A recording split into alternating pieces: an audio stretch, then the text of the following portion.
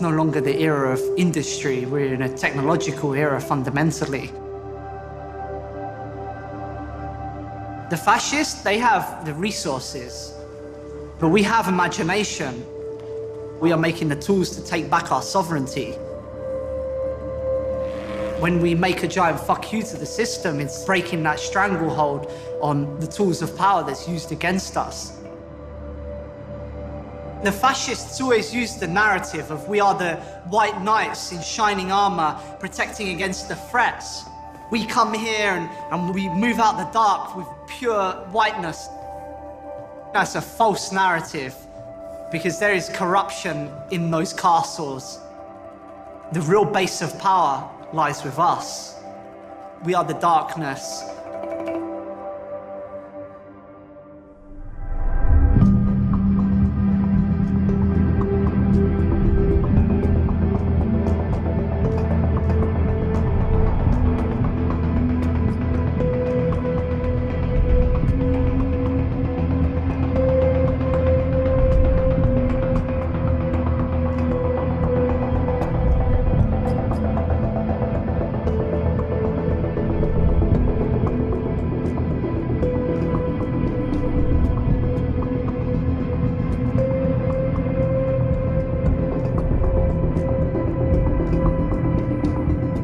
Trial which potentially could have very far-reaching implications has just started in New York City.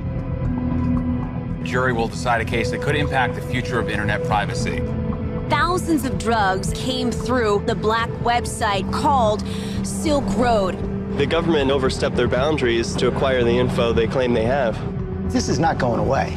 This is going to be the biggest takedown of what is currently in existence.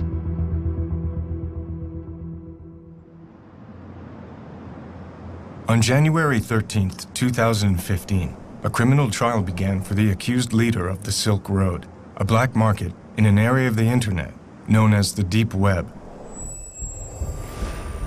The Deep Web is vast, thousands of times larger than the visible internet, what's called the surface web.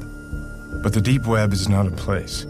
It simply accounts for all of the unindexed content online. Banking data, administrative code for governments, corporations, and universities. It's like looking under the hood of the internet. Over time, the Deep Web became inhabited by people of all types who wanted to use this terrain for privacy.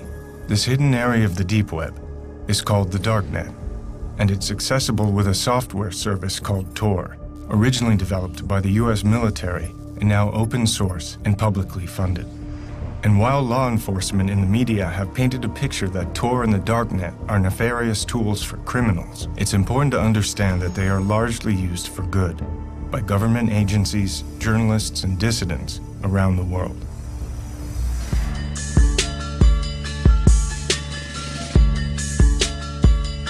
In the summer of 2011, an ad for the Silk Road appeared on the Darknet.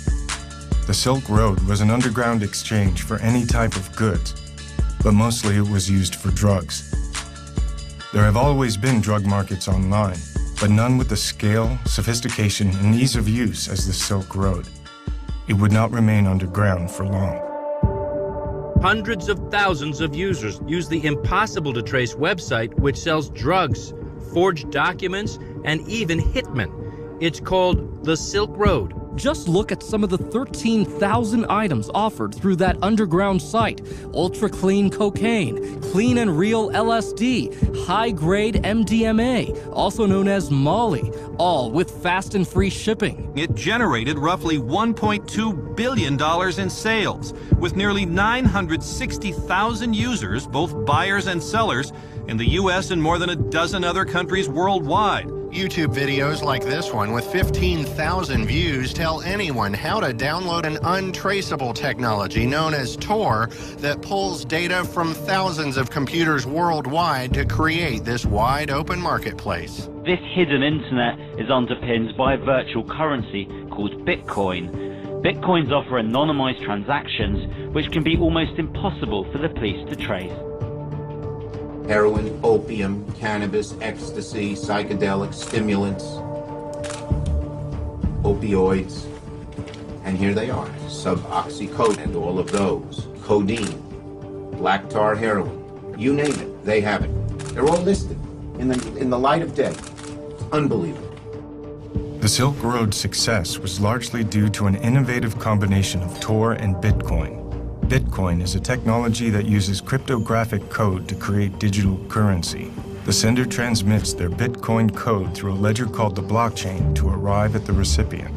Bitcoin is not perfectly anonymous, but if used carefully, it facilitates online purchases without revealing identity. Bitcoin was an ideal currency for the Silk Road because it allows for anonymity and is outside the control of banks and governments.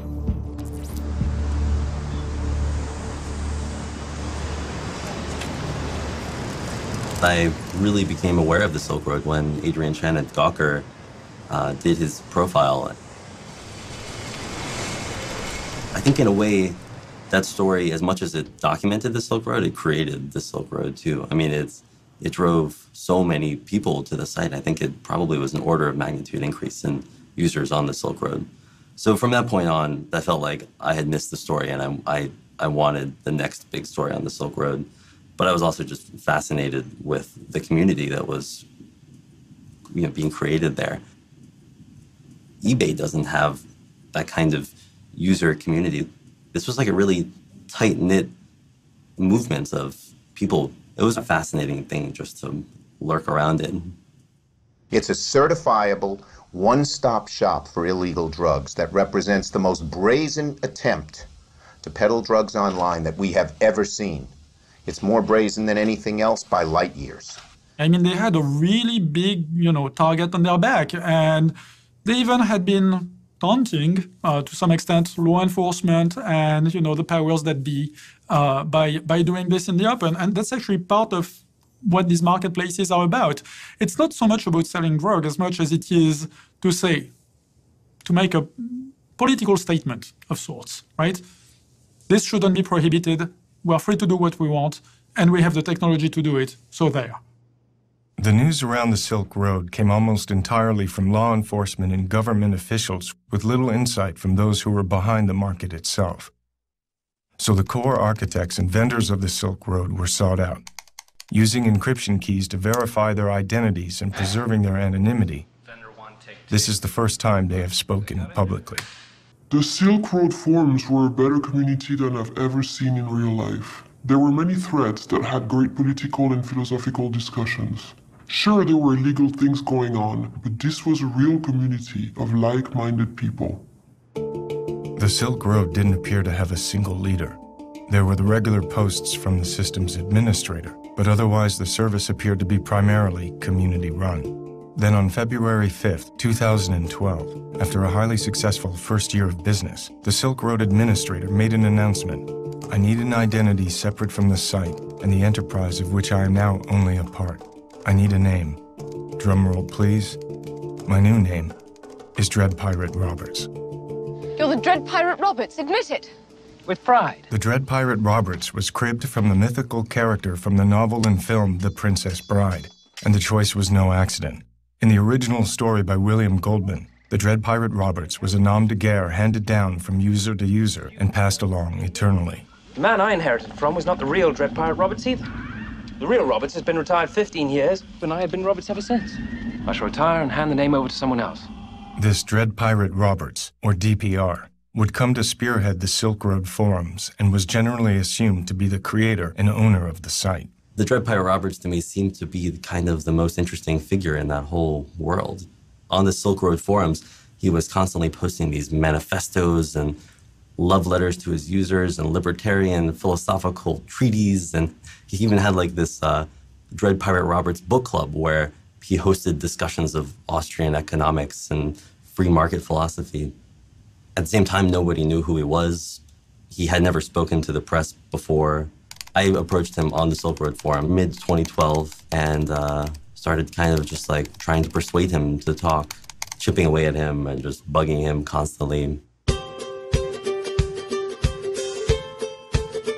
The actual trigger, I think, that made him decide to talk was this competing dark website called Atlantis.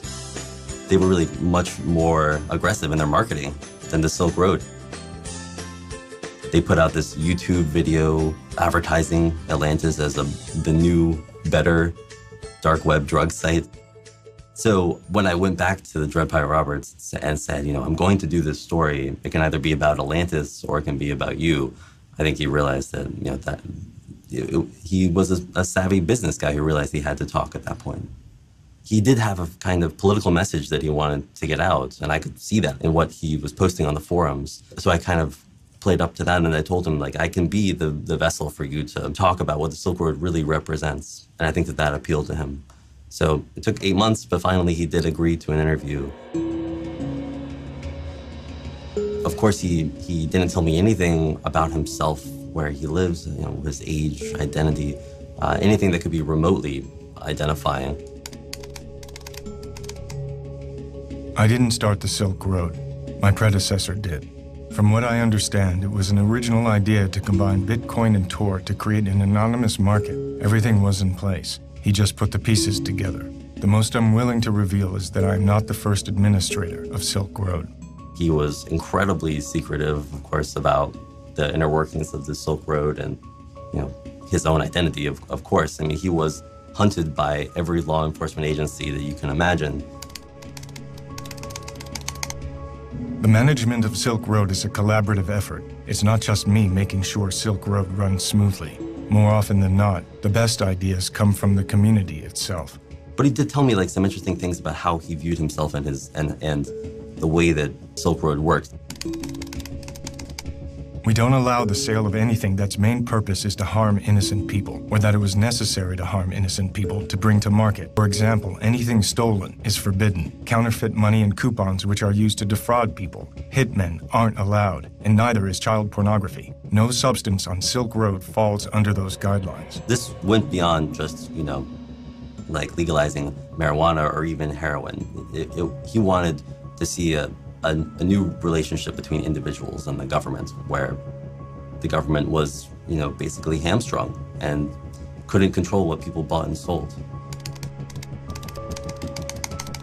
At its core, Silk Road is a way to get around regulation from the state. The state tries to control nearly every aspect of our lives, not just drug use. Any way they do that, there's an opportunity to live your life as you see fit, despite their efforts. I guess I shouldn't generally say this kind of thing, but I really liked the Dread Pirate Roberts that I interviewed. I thought he was, a really super interesting guy with a really coherent philosophy. He came across to me as this kind of middle-aged, wise man figure, But not everyone on Silk believed in libertarian philosophy. Bringing an end to the drug war was the agenda that truly united the community. The huge reason why DPR put the website up and allowed the market to begin with and took the risk was because there needed to be a violence reduction in purchasing drugs, because it's going to happen. And the reason it's going to happen is because of the war on drugs.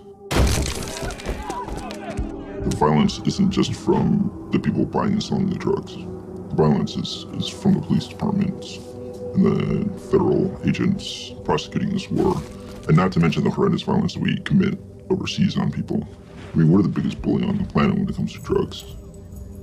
The fact that more than 50% of this country has said, to the DEA, we don't want you prosecuting this war anymore. They need to demonize drugs. The war on drugs is, all about fear, uncertainty, and doubt. I could see that the Silk Road wasn't just another cyber criminal scheme. This was a guy who saw himself as the leader of a movement. One thing I've learned playing Dread Pirate Roberts is that your actions are sure to please some and infuriate others. But we can't stay silent forever. We have an important message, and the time is ripe for the world to hear it. What we're doing isn't about scoring drugs or sticking it to the man.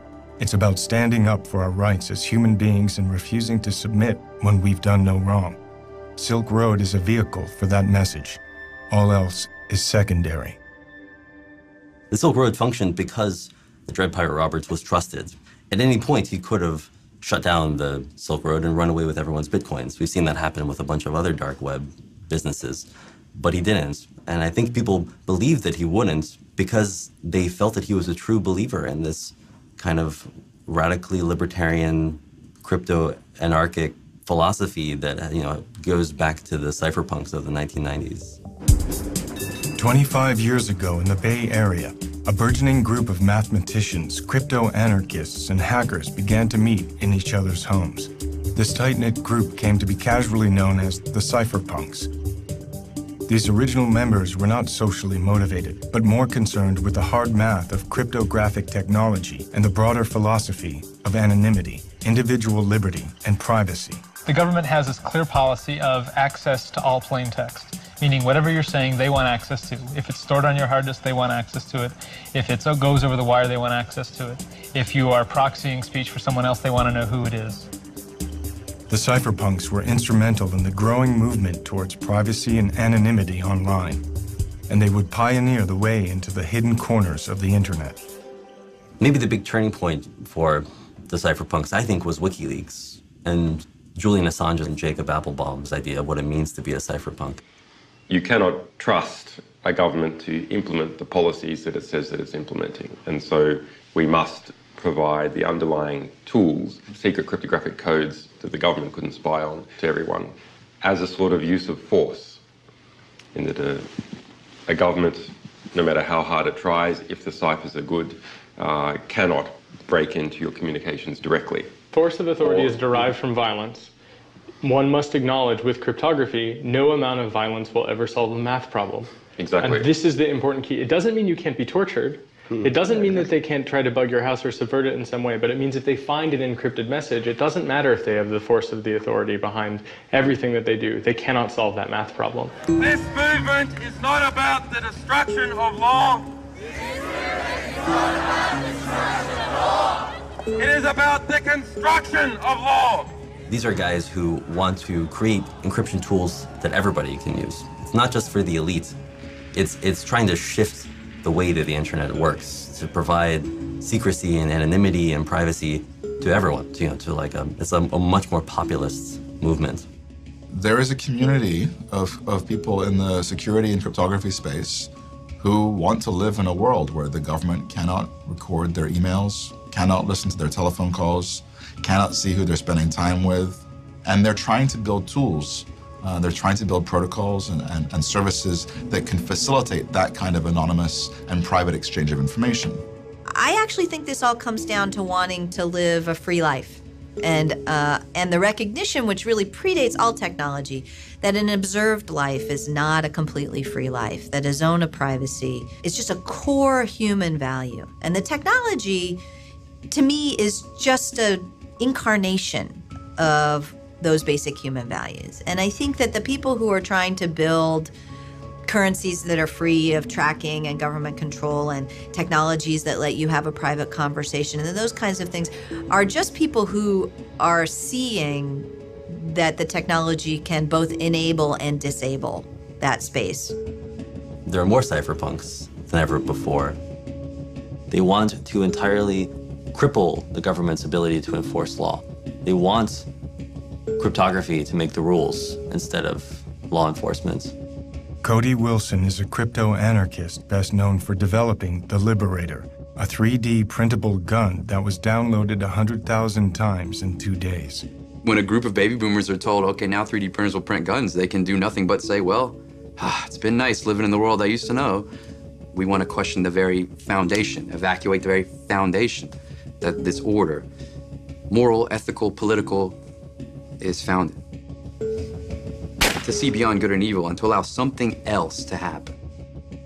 This is where the figure of DPR is so interesting to me. Like, is he a liberal? Like, is he a Misesian like he says he is? Oh, he believes in libertarian market principles and, man against the state and all these principles of freedom and axioms of, or is he someone else like who I hope he is, or someone like I would try to hope to be, who was just looking for a way, a mechanism to help peek beyond good and evil a little bit? And is he more enthusiastic about what he's allowed to be opened up, the doors he's opening?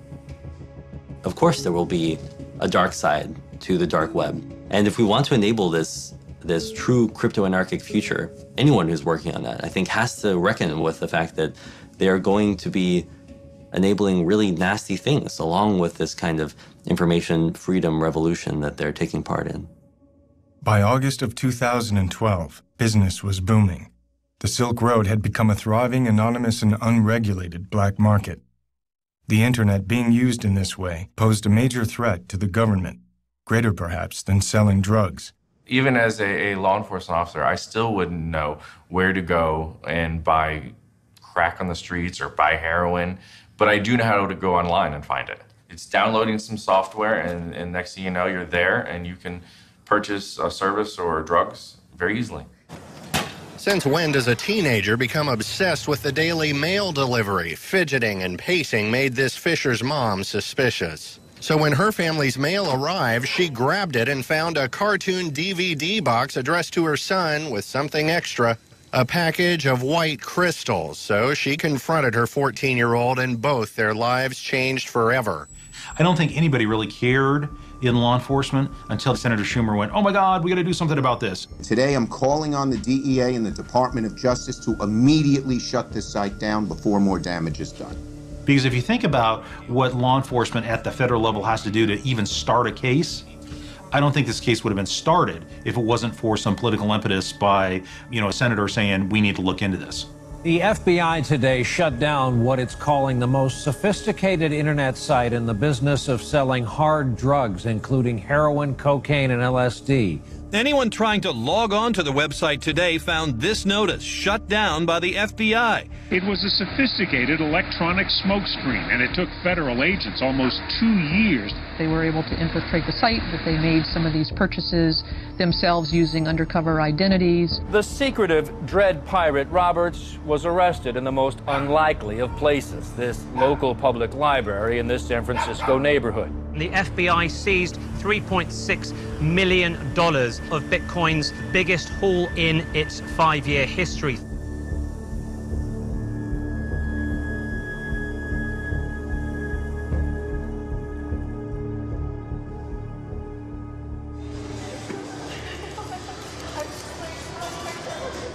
When the criminal complaint first appeared in October, it describes this 29-year-old kid named Ross Ulbricht.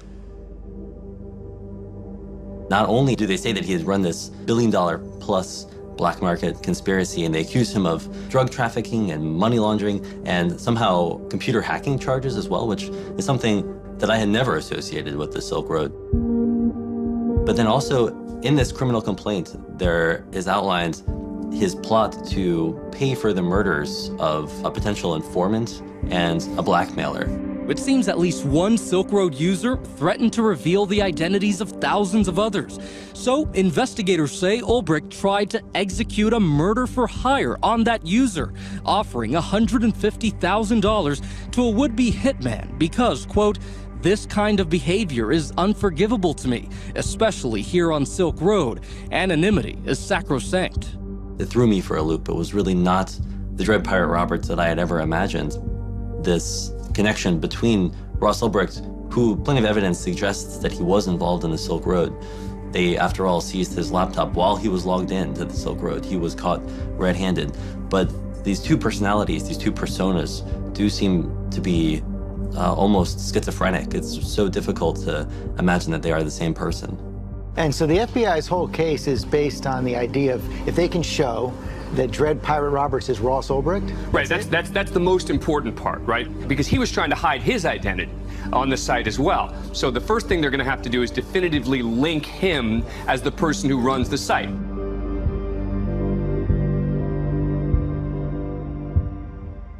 Oh man, it was yesterday, actually. I was on my computer and I was on Facebook, and there's this guy that I know, and he's very into like Bitcoin and cryptocurrencies and stuff like that.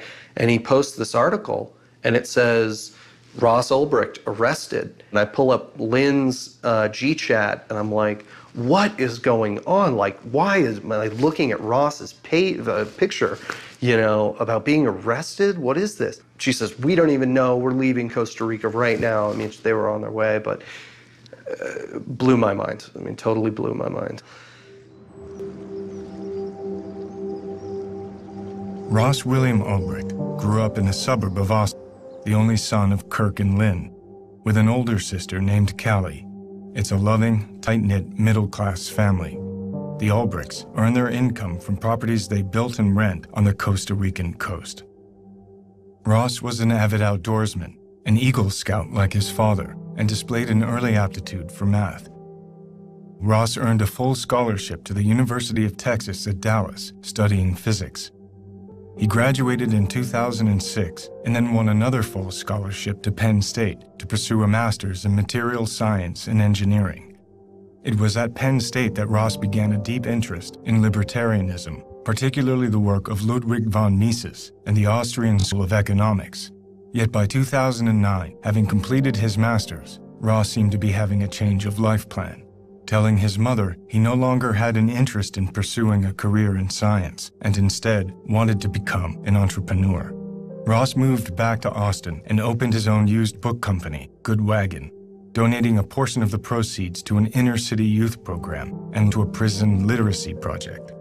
I remember him saying when we had coffee the last time we saw each other, I remember him saying that he wished he had joined a fraternity in college. And I remember saying, well, that's surprising. You know, I didn't really understand that perspective. And I just remember him thinking, well, he focused a lot on his studies in school and maybe didn't create the social network that he was looking for in school. But as far as where we saw each other going or where we saw ourselves going, I think we both had a strong desire to be in control of our destiny. You know, again, like when he started the book company, totally natural, not even something that I would have questioned, where there are a lot of people that would never start their own business. But for Ross, sure, you know, why not?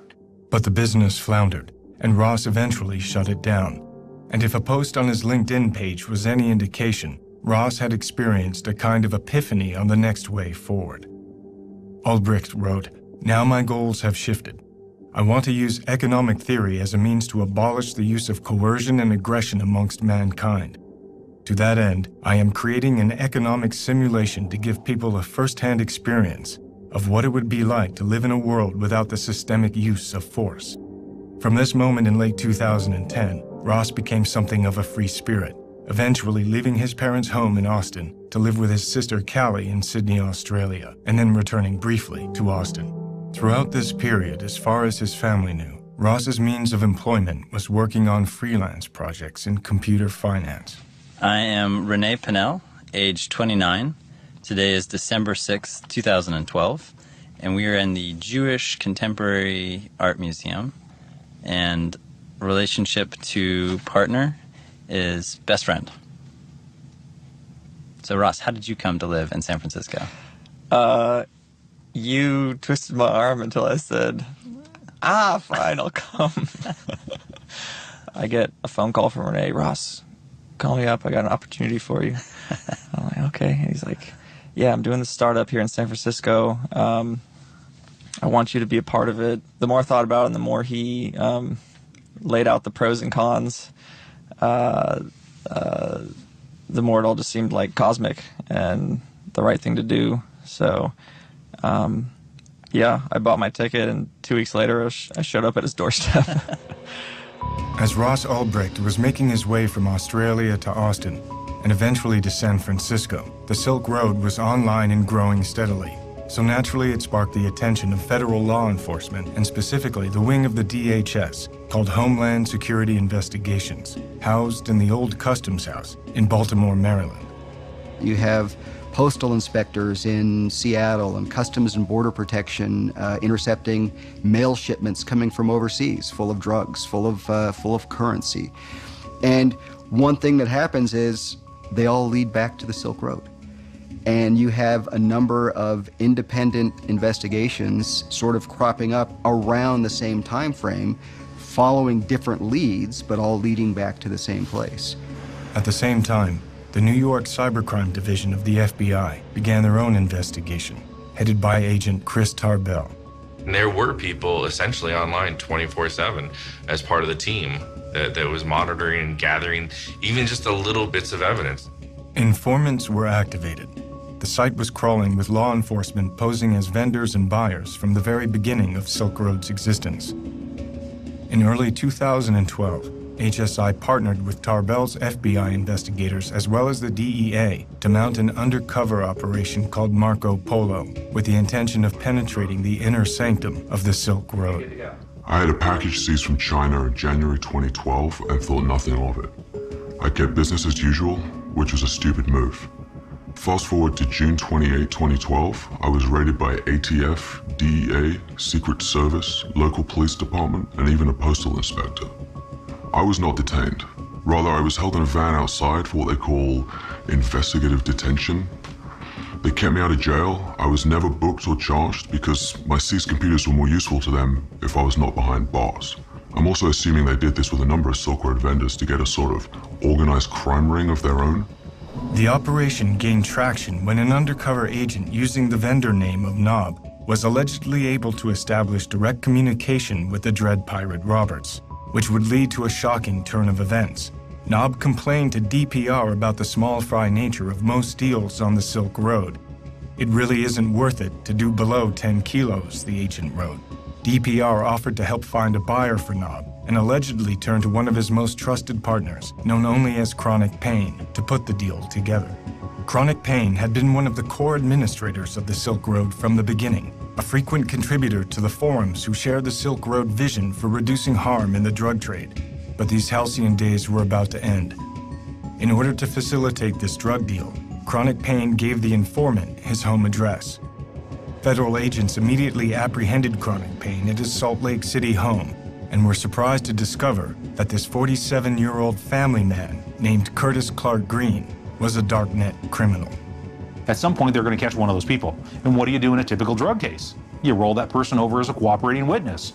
And in this case, one of them, they got really lucky. And he was an administrator on the system. Green had access to other Silk Road's users' accounts and financial records, including Dread Pirate Roberts. I have to assume he will sing, DPR wrote to Knob, the undercover agent. I'd like him beat up. Then the next day he allegedly wrote, "Can you change the order to execute rather than torture?" A murder was staged, and a photograph of Green's bloody body was sent to DPR, who paid for the hit in Bitcoin. There would be 5 more alleged murders for hire, including ordered hits against a blackmailer, a scammer, and an apparent contract with the Hells Angels. The names of 2 of these victims were found to be fictitious, and authorities have no evidence of any murders being carried out. The alleged attempted murder of Curtis Green allowed the authorities to obtain an indictment against Dread Pirate Roberts, charging him with drug offenses, attempted witness murder, and murder for hire. Of course, they still had no idea who the Dread Pirate Roberts actually was. So the embedded agents continued to communicate with DPR, and DPR continued to respond. In June of 2013, Ross moved into an apartment that he found on Craigslist. Allegedly, he did not give his roommates his real name and was known as Joshua Terry. At the same time, IRS agent Gary Alford was investigating the Silk Road and through a simple Google search was able to locate an early email on the open internet discussing the launch of the Silk Road marketplace and connect that email to an account owned by Ross Ulbricht. 1 month later, postal inspectors at the Canadian border seized a package of fake IDs with Ross's image that were en route to his home address. Ross was visited at his apartment by several DHS agents. The agents handed Ross a false California driver's license that bore his picture but a different name. Ulbricht denied ownership or knowledge of the fake IDs, and the agents simply left. If you suspect somebody may be involved in a large-scale criminal enterprise, going and knocking on a door with some evidence of fake IDs is important. Because you can see the guy face to face. You may get some useful information out of an interview. You may or may not want to take him into custody on the spot. Let's sit back and let's really go after this in a much more global way, if you will, because there's a lot more here than just one count of fake IDs. The next big break in the case would be achieved by FBI agent Tarbell and his cyber crime team, who had somehow located the Silk Road servers in Germany and Iceland. How these hidden servers were found has been a matter of controversy, but the FBI had their own copy of the Silk Road server, and now they hope to finally unmask the Dread Pirate Roberts. And I decided that there was a flaw in this setup somewhere. I couldn't quite put my finger on it, but there was a flaw, and I called up my partner, said, there's a flaw, we've got a limited amount of time, we need to make our money and get out now. Over the course of a year, a Chicago-based agent from the DHS named Jared Deryagian had been embedded in the Silk Road, now posing as a high-ranking moderator named Cirrus. With both the evidence connecting Ross to the launch of the Silk Road and the incident with the fake IDs, Ross became one of the primary suspects. On October 1st, in a coordinated effort between Deryagian from the DHS and Tarbell's FBI squad, a sting operation was launched. According to Deryagian's testimony, he staked out Ross's new residence, and using his pseudonym of Cirrus, Deryagian initiated a conversation on the Silk Road with DPR. Moments later, Ross went to the Glen Park Library, apparently to use their Wi-Fi, and when Deryagian saw that DPR was logged back into the Silk Road, he gave the order for Tarbell and his squad to move in. It's an excitement that you couldn't even buy off Silk Road.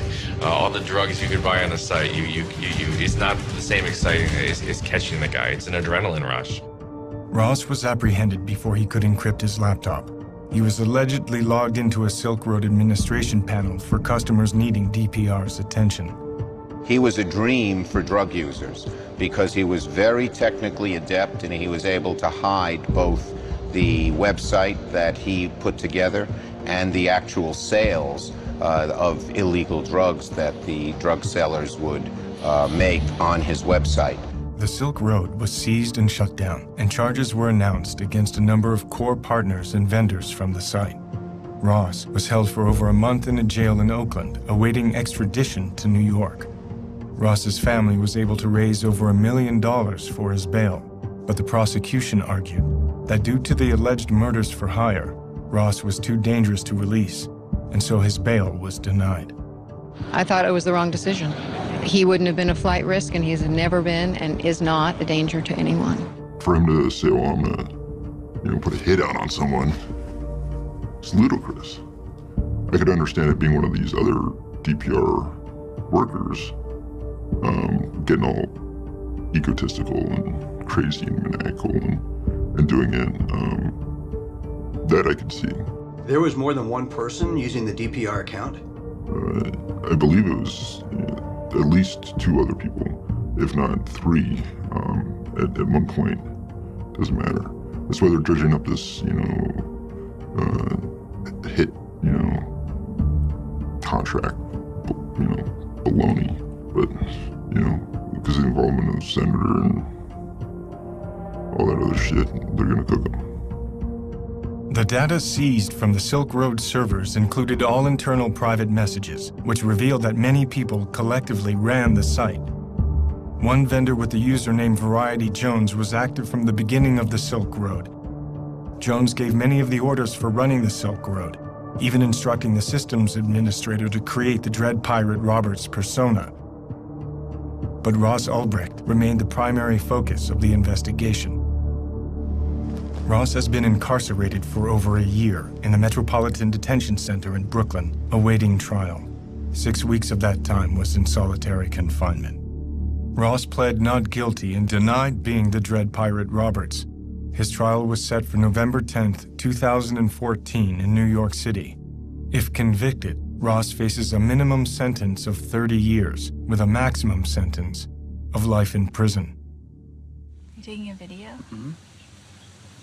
Should we? He's a hairy fucker. Yeah. These big guys are generally not too, I would let him off somewhere. Where is he? It's hard. It's hard on a family.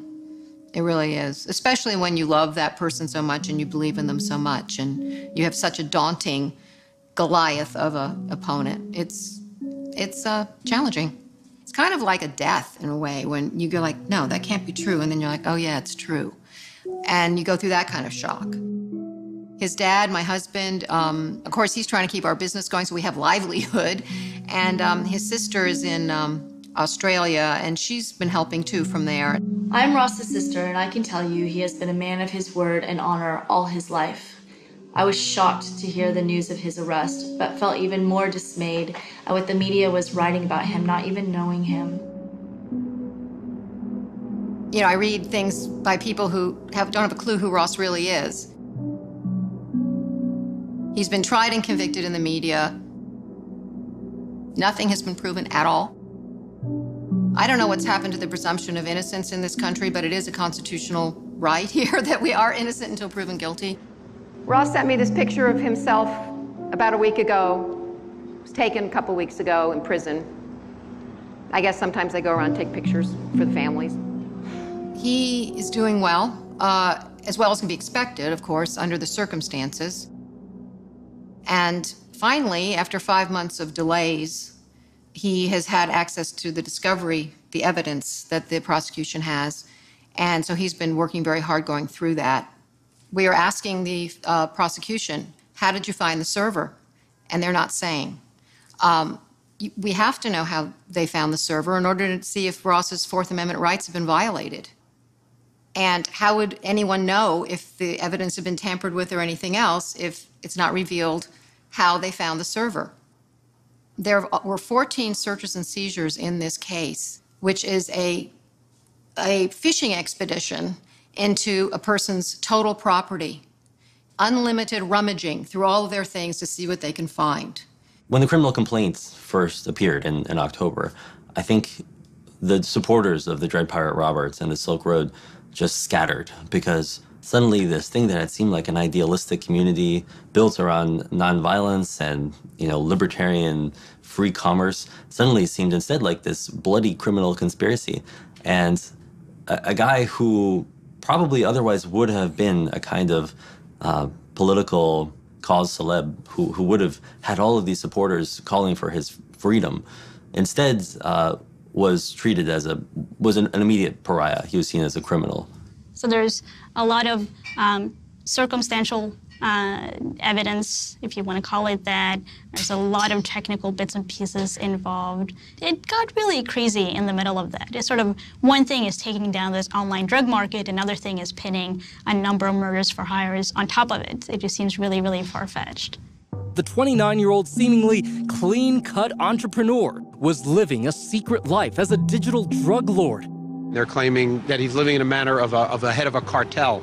The distinctions between Ross Ulbricht and the head of a cartel, you don't have to see too many movies to recognize what the differences are here. Then when the indictment finally came out, there were suddenly no charges around these murder for hire accusations, only the drug trafficking and money laundering and computer hacking. They had 6 charges. They used them against him to deprive him of bail. And yet 2.5 months later, the prosecutor didn't indict him. What they did instead was they called it an uncharged crime. Well, if something's a crime, don't you charge someone for it? And if it's not a crime, why is it there? Because it's prejudicial to a jury to have that sitting there, unproven, just smearing him. The portrayal they want is of someone who they can present to a jury as not having redeeming value. It's a way of poisoning the atmosphere so that the jury doesn't focus on the allegations, but focuses on this atmospheric that the government has created that in some sense is a diversion, appealing to the emotional aspect of it, so that if the proof is weak, the benefit of the doubt doesn't go to the defendant where it belongs under the presumption of innocence, but it goes to the government because, hey, there are these awful things lurking out there which aren't part of what we're supposed to find. The government doesn't have to prove them beyond a reasonable doubt, but they've injected them in the case in a way that is toxic to a impartial evaluation of what the evidence is on the charged crimes. So people come in with a preconceived notion, and that's halfway there to guilt. Previously, the murder for hire was in there as a charge, and then it was dropped. But it's not gone away. It's included as what they call an overt act in the conspiracy and to sell drugs. And so they actually made it one of the things to support the larger drug conspiracy, to either get at trial or get him to plead. It seemed like this bait and switch that the government had accused him in this almost informal way of murder, so that when he was charged with these nonviolent crimes in the end, he would still be seen as a violent criminal. I think that that has really been effective in coloring the portrait of Ross Ulbricht. Ever since Ross's arrest, he and his best friend Renee Pinnell have remained in regular contact. Renee declined to give substantive interviews to the press for fear they would be used against Ross in court, but agreed to answer questions via email.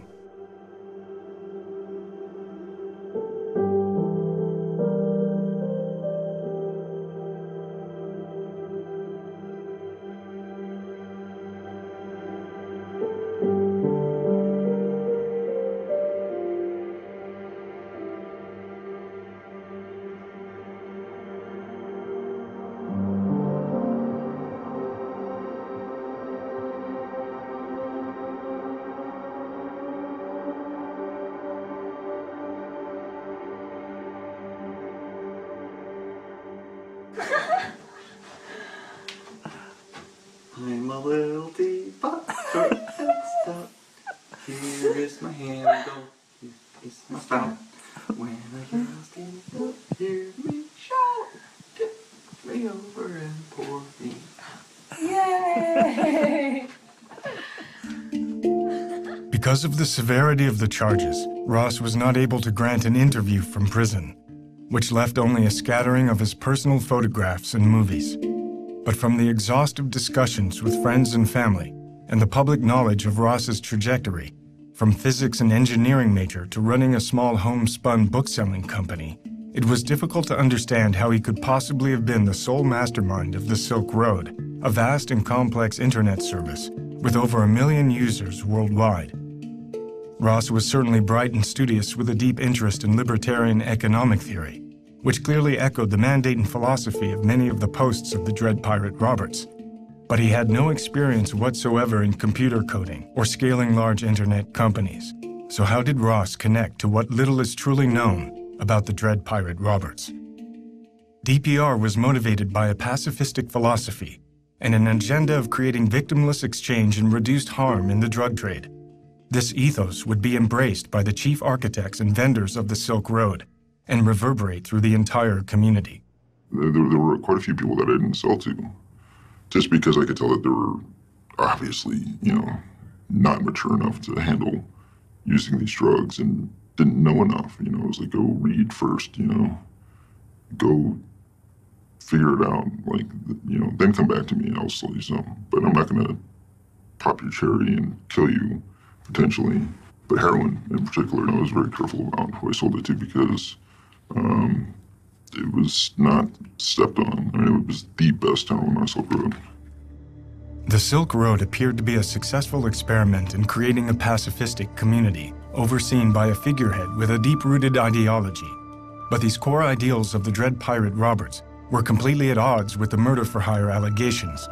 Did DPR become corrupted and turn his back on the mandate of nonviolence and harm reduction? Were there other people using the DPR account who were responsible for these actions? Or was there some other truth behind these alleged murder hits that produced no victims?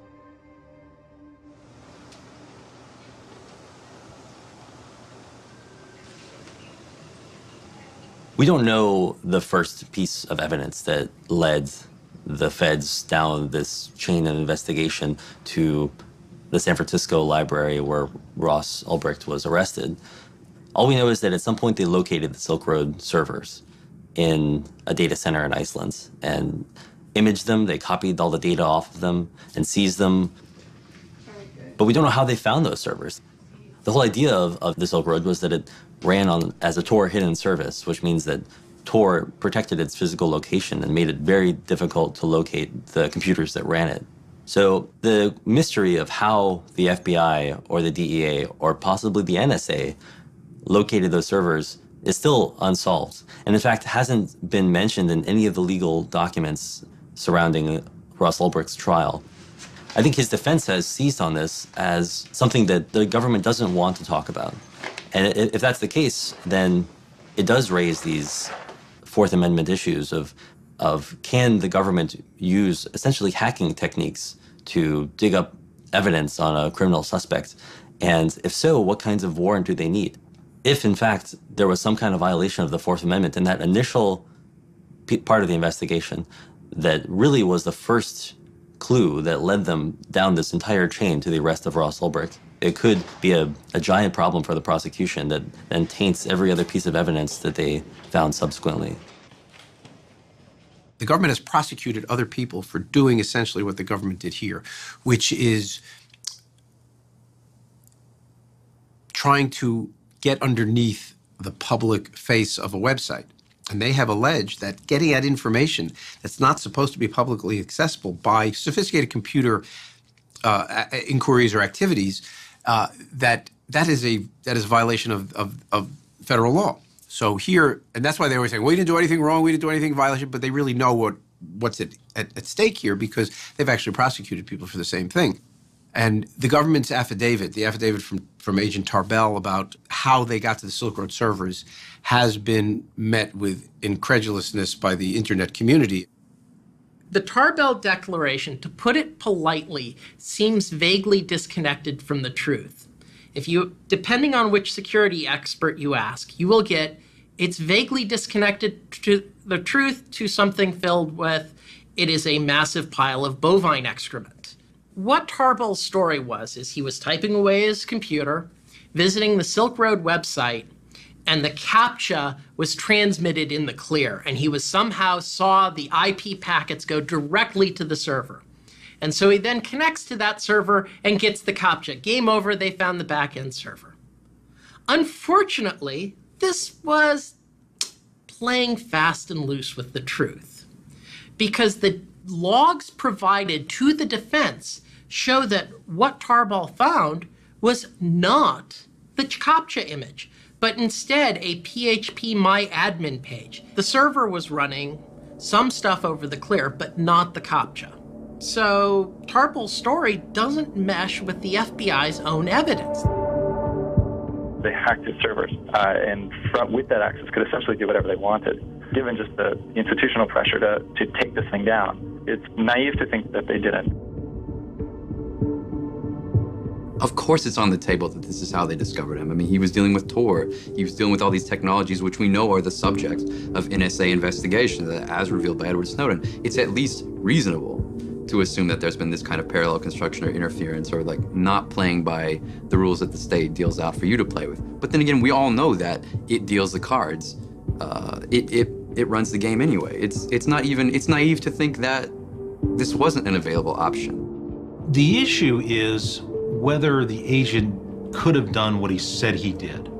The theory that's been brought forward in the testimony by the individual agents that did it, they were able to manipulate part of the server to cough up an address that shouldn't have been given up. And that address came back to Iceland, and that server there was hosting the Silk Road hidden service.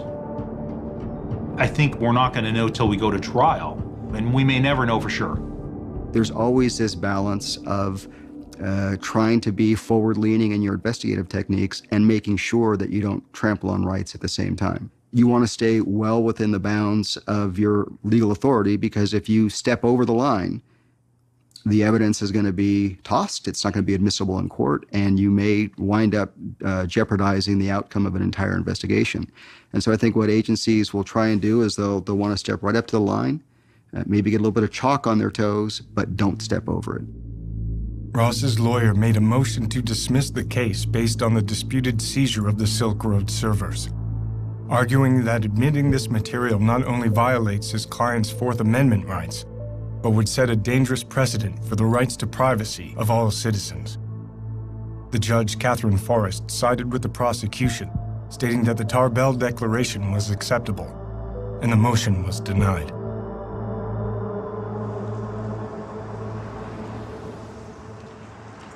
Search and seizure law in the digital age is really doesn't have the limitations on it that it does in the physical space. And we see it not only in the search and seizure laws, like what is the standard upon which they can come and grab your computer? What kind of searches can they do on your computer once they have it? Do they just get everything? We see this at the border, or we see this at search incident to arrest. People now carry around smartphones that have their whole lives in them. And if they get stopped, law enforcement is certainly right now in a lot of places taking the position that absolutely anything that's connected that's on that device, including logging into your accounts that you can log into from that device, is fair game. If the prosecution gets away with this warrantless seizure of Americans' data, as well as all these other foreigners, it could have a lasting precedent for how the Fourth Amendment works in the digital age. And I think that in fact, may be the most lasting effect of the Silk Road.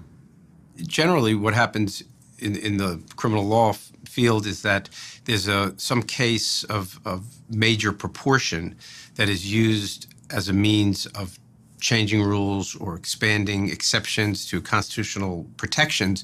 And once it's there, once the precedent is set, it then trickles down very quickly and very easily into all sorts of ordinary cases where, the ends justify the means.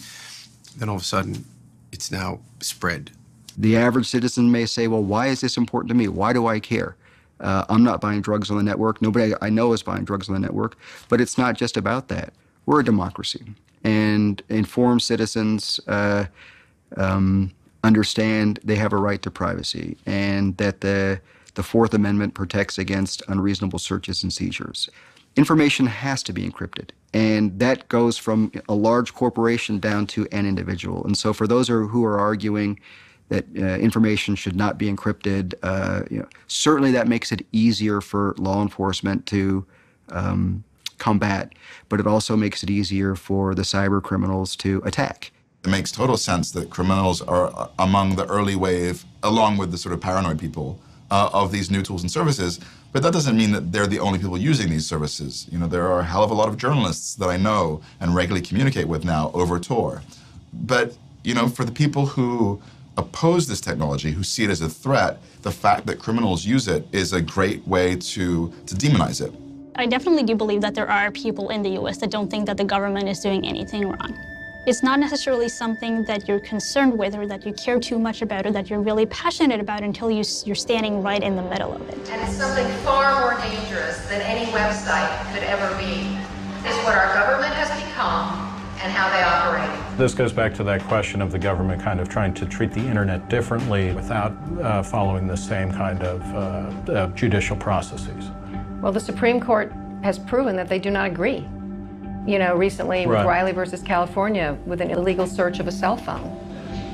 Precedent can be set that will limit their ability to infringe on our rights. Someone asked how her political views have shifted because suddenly she's standing right in the middle of Tor, Bitcoin, the war on drugs, online anonymity, encryption.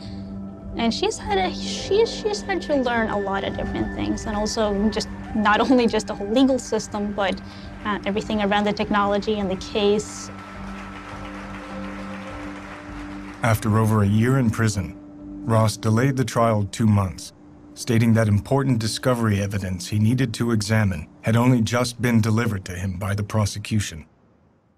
The FBI shut down what it calls the most sophisticated and extensive criminal marketplace on the internet, but it may be finding new life. The arrest of Ross Ulbricht and closure of the Silk Road did nothing to hamper drug sales on the darknet. Many new markets immediately appeared, including a relaunch of the Silk Road itself, also run by someone calling themselves the Dread Pirate Roberts. And like its predecessor, the Second Silk Road also claimed a mandate of reducing violence and harm in drug transactions. The Dread Pirate tweets, "Silk Road, while under my watch, will never harm a soul. If we did, then we are no better than the thugs on the street." The new Dread Pirate Roberts told me that he knows he can't be around forever, and when he's gone, he's confident someone else will step up and fill the void. You could take down the man, but you can't take down the idea.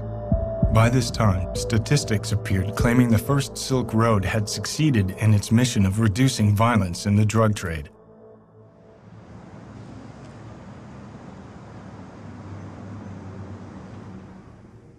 While I was with the Baltimore Police Department in the early 2000s, I had 2 city officers in uniform killed by drug dealers on the street.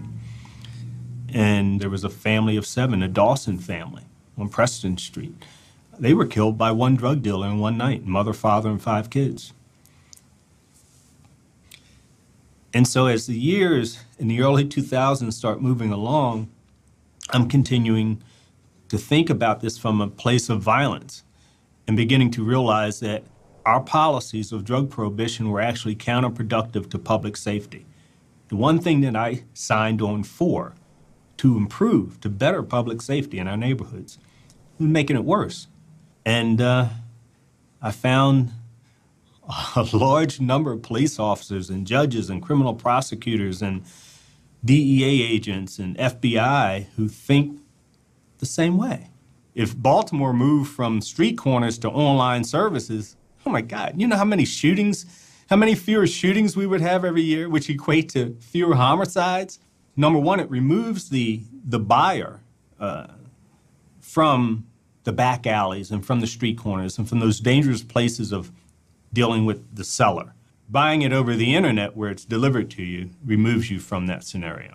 One of the interesting things that having an online market does is that it makes sellers much more accountable to buyers. And one of the really interesting innovations is the whole review system, where buyers can review the sellers and the items that they bought from these on these marketplaces. And what that does is it makes sellers more accountable, and it gives buyers a way to assess both the quality, the purity, and the potency of the drugs they're getting. It makes these transactions much more safe for the buyers. But we're shutting them down, attempting to shut them down, because we will never shut them down. We've been at this drug war now for over 4 decades. And what has happened since then? At the beginning, it was just the cartels and organized crime making a ton of money. Today, they make globally $322 billion off of this industry. Corporate America is also now in the game. Private prisons, okay, Corrections Corporation of America. About a year ago, they gave out $675 million in dividends to the shareholders. Drug testing companies, it's now become a multi-billion-dollar industry. And who gets tested? Those who are in prison or under the control of our criminal justice programs on parole and probation. So corporate America's making a lot of money. What about law enforcement? Law enforcement's making a ton of money. The government's 1033 program, where we get armored vehicles and machine guns and whatever we want of the surplus military equipment, that's because of the drug war. Over the years, we've seen these huge bureaucracies build up around the drug war, around prosecuting the drug war. You've got the Drug Enforcement Agency, you've got the Office of National Drug Control Policy. So a lot of the opposition is just rooted in self-interest among places like the FBI and the DEA, where if you're telling somebody who's been in the FBI for 30 years that drugs are no longer a priority, that's an existential threat to them. That kind of takes away their whole reason for existence. You really have to think about the danger of some of these drugs, the severe danger of addiction, the havoc that it reaps on families and children and careers. And so to say that we need to step back and liberalize, well, that's one approach you can take, but then you've got to look at a cause and effect. If we do this, what are the second and third order effects? The FBI, our federal government, they're going to go in and they're shutting these places down. You know what? New ones just open up. Because there's so much money to be made, they'll continue to open up. And it's just a dog chasing its tail.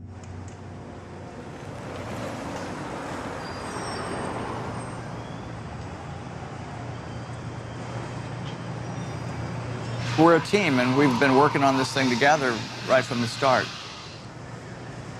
The way it's affected me is in some ways very much the same as it affects Lynn, but I don't have to go out there and talk to reporters. And we kind of set it up that way. It's hard enough having your loved one in prison, but then the whole media thing it definitely adds a pressure. I've known for a long time that the media wasn't reporting the whole story, that it was skewed. I see what Lynn and I are doing as a pushback to that. Ross has been in there a year, and he's avoided all violence, even though it's been around him. That has matured him, for sure. The fact that he's come out of this unscathed so far speaks volumes. He seems serious. You know, there's a lot at stake. He's feeling good that we got the extension. He had this mountain of stuff to go through, and I felt like it was running out the clock. And now they had that extra 2 months has been essential, is the word he used. And so I think he feels that, you know, he's much more prepared and ready. Yeah, he says he's ready for trial. He's ready to go in there and win. I have also matured in this last year, matured in my thinking about ethics, politics. When I became more and more aware of what the drug war was doing, the tragedy, so many people have been victimized by the drug war. It's a giant mess, and it's a story that needs telling. And we've got a pulpit, in a way, to tell it from. It's so weird to be doing all this, and it's distracting, and it's challenging, and you want to do the right thing, and then it's all about Ross, and then we go and we see him and hug him and talk to him and hold his hand, and it's just like, Ross. You know, it's such a disconnect, and it's just so hard to see him in there.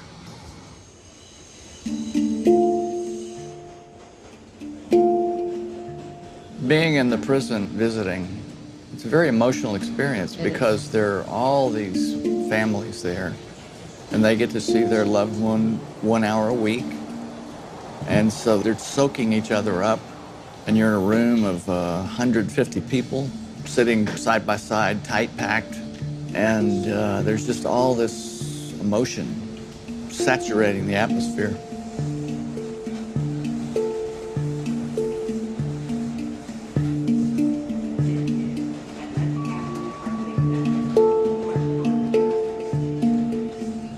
The prisoners have segregated themselves. But as loved ones coming to visit, there's no sense of segregation, race at all. We're just 150 people whose hearts are breaking.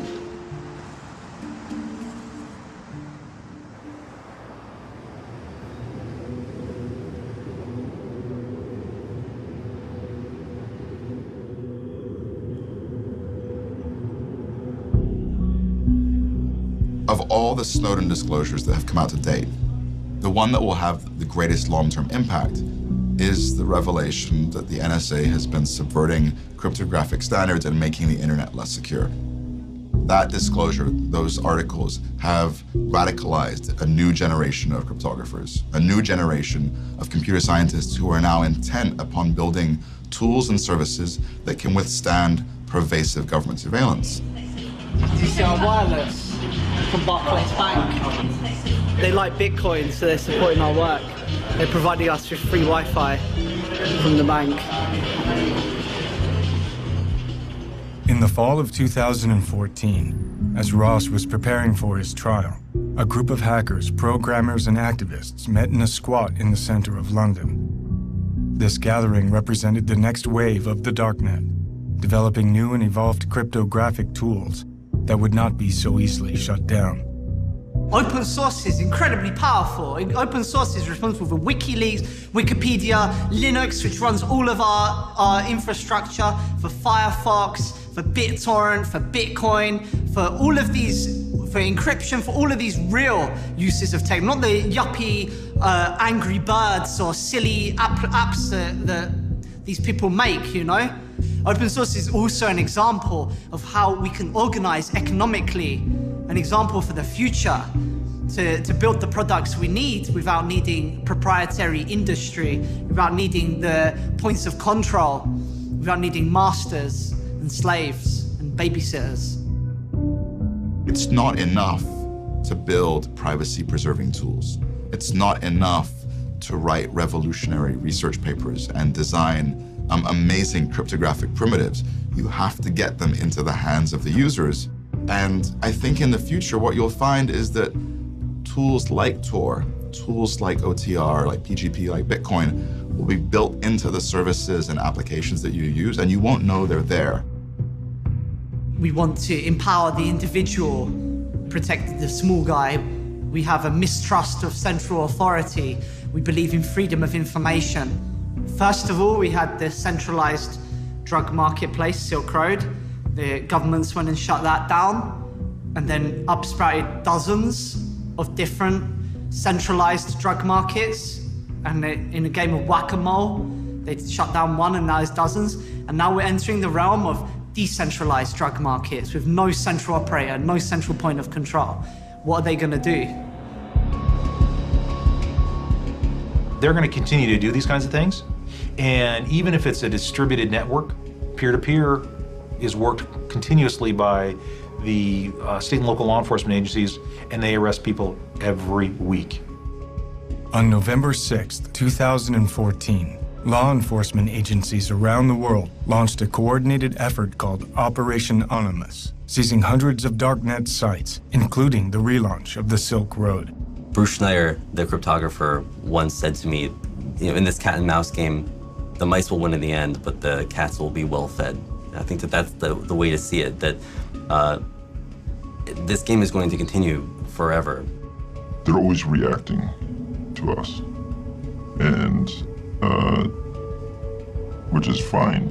But once they've reacted and they've shored up and they've figured out, these are the new defenses, you're not getting past this one, we just get to sit there and pick at it and get around it again. We're always going to win. We're always going to win. There's a reason the Silk Road was so powerful, and I know the cryptos now are writing the kind of automatic Silk Road. Amir helped do this. This is now the peer-to-peer model where there's no one individual administrator, and seeing that as the weak point. Technically speaking, this is all correct, but there's something kind of, I don't want to make him a hero, don't want to say that he's a hero, but DPR recognized what was at stake, and he was willing to do the things that most of the libertarians weren't willing to do because he was serious about, I think, what the Silk Road meant. 3 weeks before the trial, the issue of the murders for hire suddenly resurfaced. The prosecution announced that due to these allegations, they would not allow Ross's defense to know the identities of their witnesses. The defense responded that using these uncharged crimes in this manner was prejudicial. A hearing was called to resolve the matter. The judge ruled that some of the witnesses won't be made available to the defense until right before the trial. It's based on her saying that Ross might intimidate or even murder people from jail.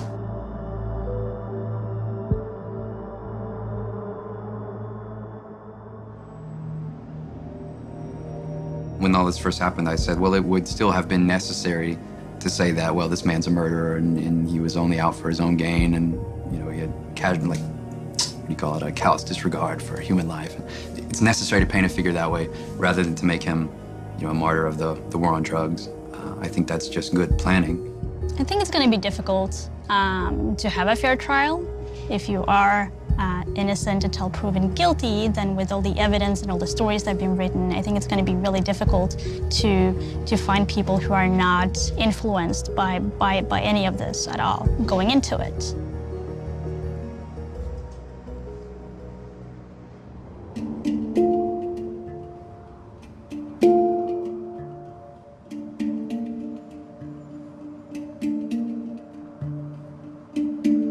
The day before the trial, Ross provided a written statement.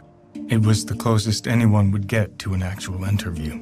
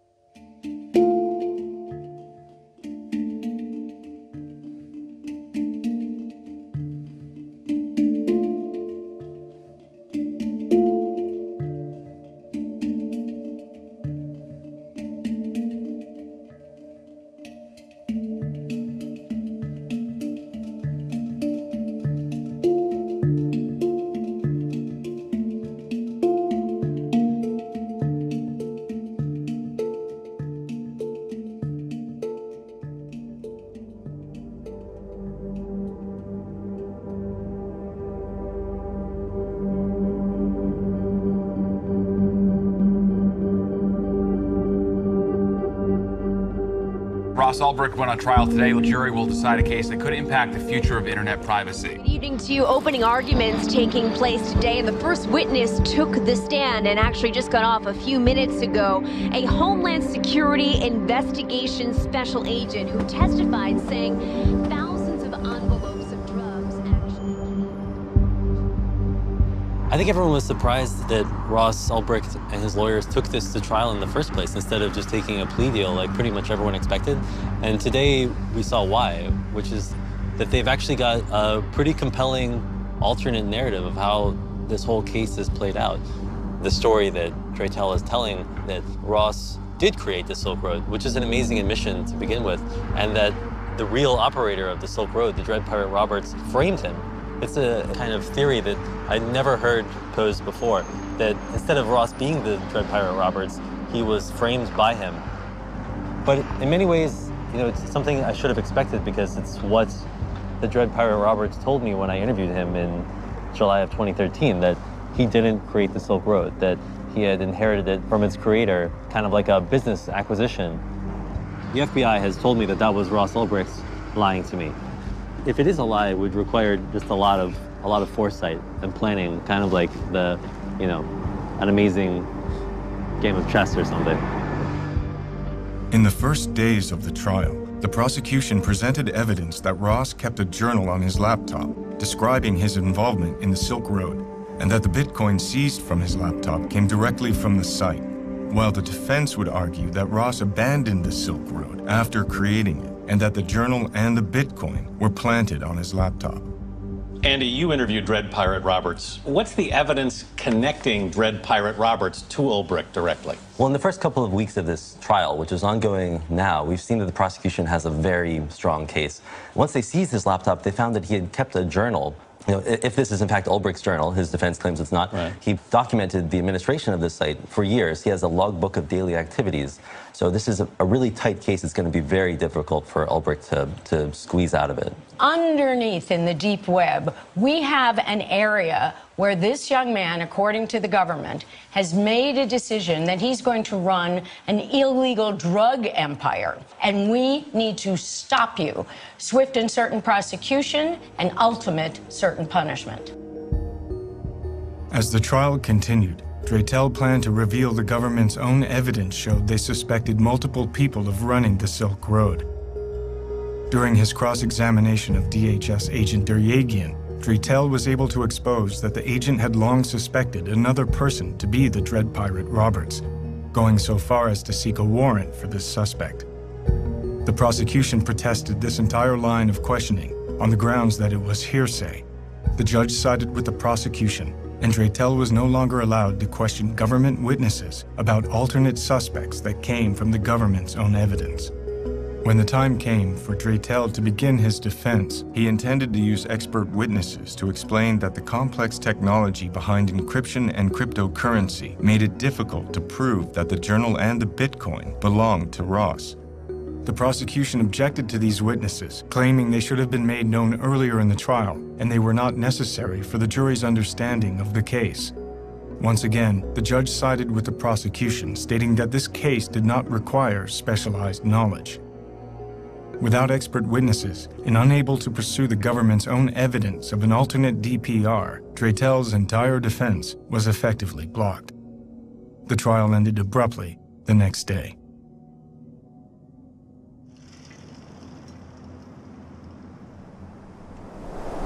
The trial of Ross Ulbricht raised more questions than it answered. Did we really know the full truth of the Silk Road case? Would this case set a precedent for the warrantless search of Americans' digital property? Whatever the ultimate outcome, it was clear that the fall of the Silk Road was not the end of a chapter, but the beginning. And the movement to create tools and services for online privacy is stronger than ever. The trial of Silk Road mastermind Ross Ulbricht concluded when the jury found him guilty on 7 different counts. It included 3 drug charges, as well as computer hacking, money laundering, and even a kingpin charge of continuing a criminal enterprise. Ulbricht faces a minimum of 30 years behind bars, but his defense plans to appeal this decision. Anyone here, all of us, are going to be judged by things for which there is no attribution in real life. There's only attribution on the internet where things can be created, modified, edited, moved, hacked. Was it a fair trial? No, I don't think so. As the actual verdict was read, the word guilty was said 7 times. Ross was just staring straight ahead. I don't know what was on his face, but afterwards he turned back to look at his family, and he had this really heartbreaking kind of stoic smile, and he wasn't crying, but he was just blinking hard. And then as he was led away, his mom said, "This is not the end." You know, that was it. The evidence against Ulbricht was so powerful, and Draytel's strategy had been to try to cross-examine every government witness and to pull out his alternative story through that cross-examination. And when the judge essentially shut that down and said, you have to limit your cross-examination to the scope of the government's initial questioning, that really prevented him from telling any other story. We have a much more informed perspective than the rest of the world. We have meetings that we've had with Josh through the last year and 3 months, regular meetings. We know about how he felt like he might win the case in cross-examination. We know that the government, that his witnesses were blocked from testifying. We were in the courtroom and we saw what happened and the travesty, the appalling obstruction of justice that happened. There was 5,000 pages of government evidence to do with one witness alone, Jared Duyagan. None of that was allowed. 5,000 pages, and it was dumped on the defense 10 days before trial. Another 2,500 pages for other witnesses was dumped on the defense a week before trial. And it was full of exculpatory evidence favorable to Ross that was not permitted to be used. All this great, huge field of evidence that came out in the 3,500 material a week before trial that was that would help prove Ross's innocence was excluded from being brought out in the courtroom. It would have been a whole different case. This was the trial that didn't happen. The trial just didn't happen because it was only the prosecution's narrative that we heard. So then what about the hacking of the Silk Road servers? What about the precedent issues of the case? We didn't get that far. You know, we didn't get to even have that kind of public hearing where the FBI has to say how they did it, and then we get to decide whether that was legal or illegal. That's maybe the most frustrating thing about this case from a legal point of view, is that American law enforcement hacked a foreign server, I believe, and they didn't have a warrant, and they completely got away with it, and nobody even gets to ask any questions about it. How's Ross through all of this? He's an amazing guy. You know, he's handling this so much better than I would have. I don't know how I could have taken what he's put up with and been subjected to in this last year and 3 months. And we pray that his spirit won't be crushed by this. It seems that Ross conceived of the Silk Road, that he ran it for its entire existence online. I actually accept that the government has proven that. But Ross Ulbricht is a fascinating character. He invented this brilliant thing. He had principles. He wasn't just a cybercriminal. He wasn't just a drug lord or a kingpin, as he's described in these charges. He was also an idealistic guy. And I'm going to be conflicted about both the kind of virtue of the Silk Road and of Ross Ulbricht as a person, I think, for the rest of my life. I'm not going to be able to come to a conclusion about this.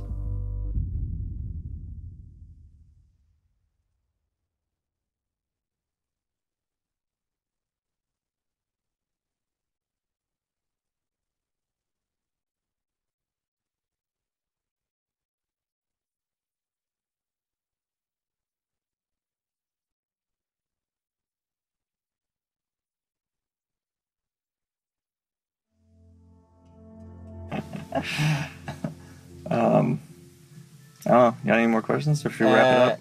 Yeah, future outlook. What are you going to do over the next 5 years? Like one sentence. I'm gonna